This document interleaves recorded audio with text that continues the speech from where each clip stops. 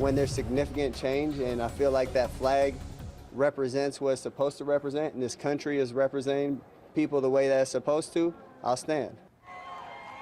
Well, that was San Francisco 49ers quarterback Colin Kaepernick explaining why he says he will not stand for the national anthem. The internet, as you know by now, has exploded over the decision to sit, including fans setting fire to Kaepernick's jersey. But interestingly, Kaepernick won't stand for an anthem that, as it turns out, celebrates the death of slaves. And I'm willing to bet you had no idea about this, because the only part of the story that we sing is the first verse. And yet, if you keep singing, the Star-Spangled Banner says much more than you might think. Let's start here, because the Star-Spangled Banner came to be during the War of 1812. It was written by Francis Scott Key.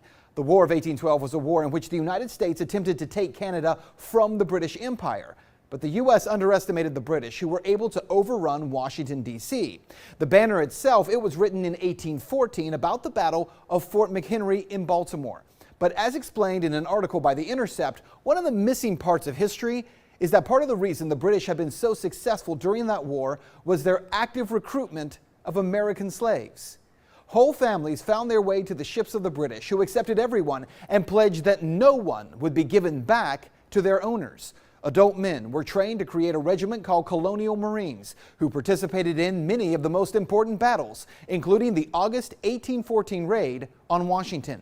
Then on the night of September 13, 1814, the British bombarded Fort McHenry. Key, seeing the fort's flag the next morning, was inspired to write the lyrics for the Star-Spangled Banner. So without question, American slaves played a role in fighting against Americans in that battle. About 6,000 former slaves total fought with the British to secure their own freedom. And Key, he speaks of them when he writes this: "No refuge could save the hireling and slave from the terror of flight or the gloom of the grave, and the Star-Spangled Banner in triumph doth wave o'er the land of the free and the home of the brave." Which candidly turns the anthem as we know it on its head. See, for those slaves, this was not a land of the free.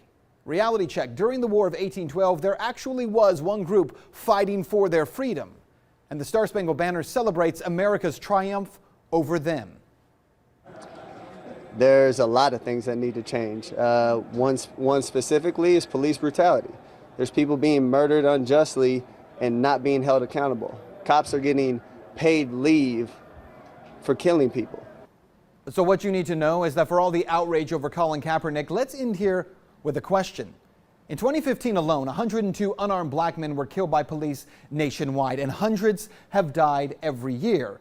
2014, remember this guy, Eric Gardner? He was choked to death by police because he had sold loose-leaf cigarettes.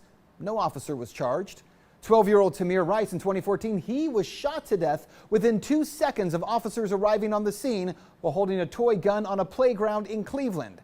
And no officer was charged there either. Even this year, 2016, Philando Castillo, he was shot to death in Minneapolis. He had a concealed carry license. He never touched his gun. Yes, he had a gun on him, but he told the officer about it. And yet he was shot to death anyway. And these are only 3 faces of the hundreds of unarmed black men who have died at the hands of police officers. Now here's the question. If you feel outrage when you see this picture of Kaepernick sitting down, and yet you do not feel any outrage when you see these images, well, quite candidly, isn't that part of the problem?